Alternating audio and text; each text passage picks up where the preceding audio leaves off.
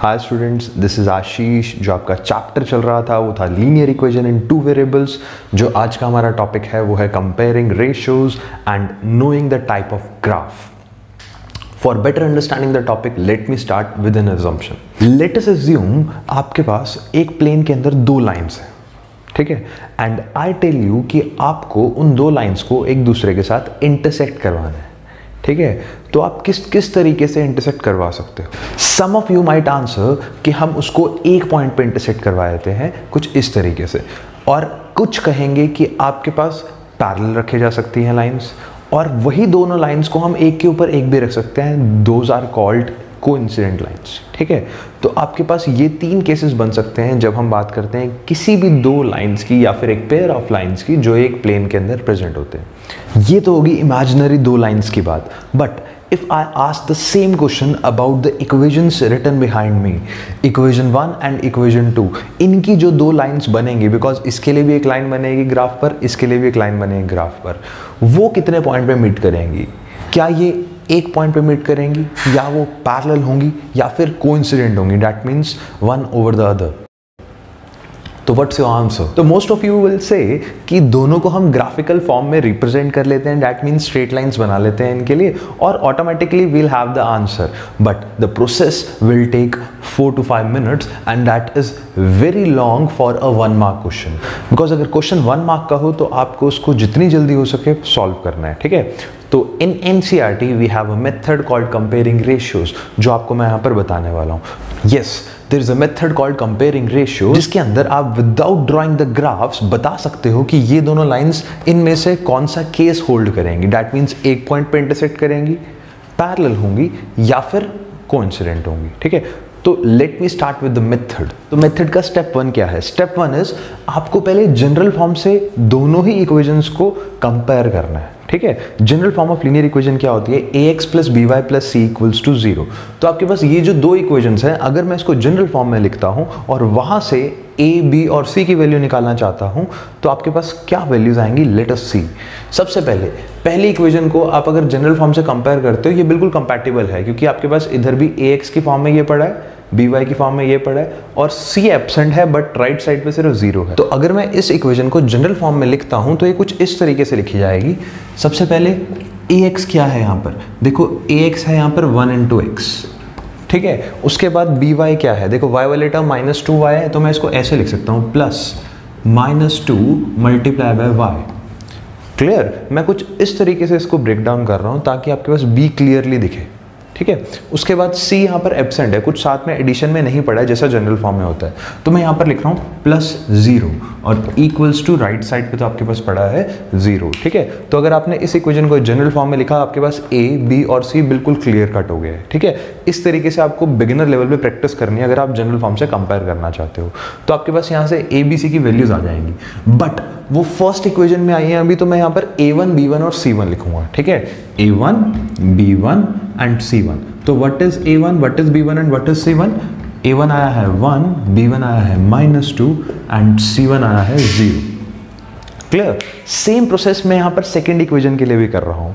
Second equation को अगर मैं लिखना चाहूँ जनरल फॉर्म में, तो first of all ax, that means x वाली टर्म, तो वो लिखी जाएगी आपके पास 3 into x, फिर y वाली टर्म दैट इज 4y, ठीक है। अब उसके बाद प्लस सी होता है, लेकिन ये इक्वल टू के इधर 20 पड़ा है, दैट मीन्स कांस्टेंट को आपको ड्रैग करके ट्रांसपोज कर इधर लेकर आना पड़ेगा, और इधर +20 है तो इधर आके हो जाएगा -20, तो पॉजिटिव ऑफ -20। ध्यान देना, उधर पॉजिटिव में था तो इधर आके मैं नेगेटिव में ले आया हूँ, ठीक है।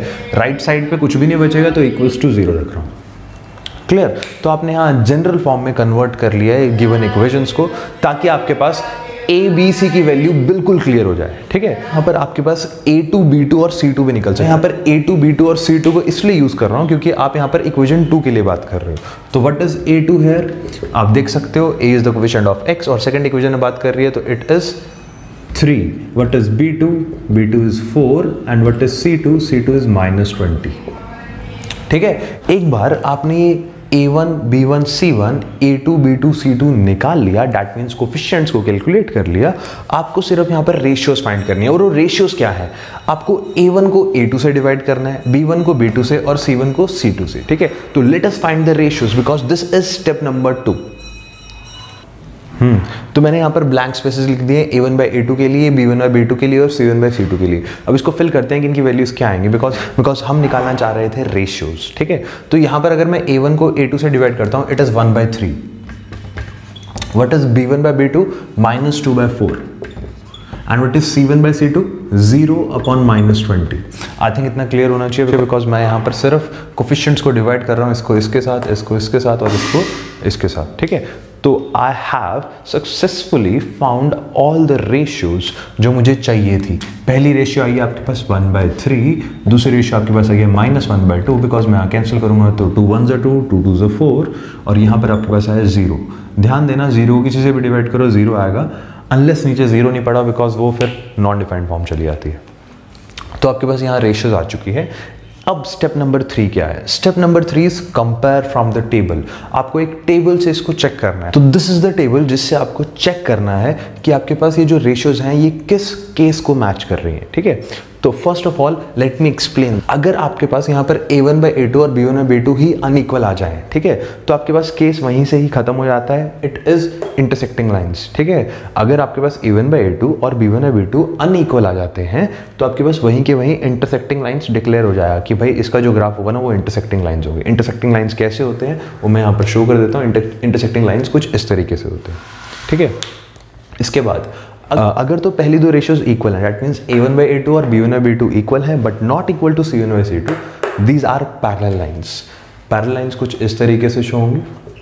एंड फाइनली अगर आपके पास तीनों ही रेशियोज इक्वल आ रही हैं तो आप सिंपली वहाँ पर कहोगे कि एक के ऊपर एक ओवरलैप कर रही हैं, दोज आर कोइंसिडेंट लाइंस, ठीक है। तो आप यहाँ पर केस को कंपेयर कर सकते हो। a1/a2 b1/b2 के ही इक्वल नहीं है तो हम आगे चलेंगे ही नहीं, बिकॉज इन दोनों केसेस में तो आपके पास पहले दो इक्वल होते थे फिर आगे हम चेक करते थे। तो अगर आपके पास a1/a2 और b1/b2 की वैल्यू अनइक्वल आ जाए, ठीक है, इनकी रेशियोज की वैल्यू, तो आप क्लियरली कह सकते हो कि भाई वो इंटरसेक्टिंग लाइन्स का ग्राफ होगा। Now we have a conclusion here कि वो इंटरसेक्टिंग लाइन्स का ग्राफ होगा। जो आपके पास इक्वेशंस गिवन थी they form intersecting lines on the graph, ठीक है। दैट मीन्स उनका एक पॉइंट ऑफ इंटरसेक्शन होगा। आई थिंक समझ आ जाना चाहिए यहाँ से। अगर आपको कोई डाउट है तो प्लीज़ क्लियर कर लेना आज के आज ही, बिकॉज इसके ऊपर हम आगे और भी क्वेश्चंस करेंगे जो इसकी एप्लीकेशंस हैं, ठीक है। चलो, तो आपको मैं कुछ MCQ सेंड करूँगा इससे रिलेटेड, प्लीज़ वो MCQs को सॉल्व करिएगा। अगर आपको उसमें भी कोई डाउट है तो आज के आज क्लियर कर लीजिएगा। आई थिंक इट्स ओवर, इससे ज़्यादा नहीं है कुछ डिस्कस करने के लिए। Please keep practicing and I am Ashish, I am signing off. नमस्ते।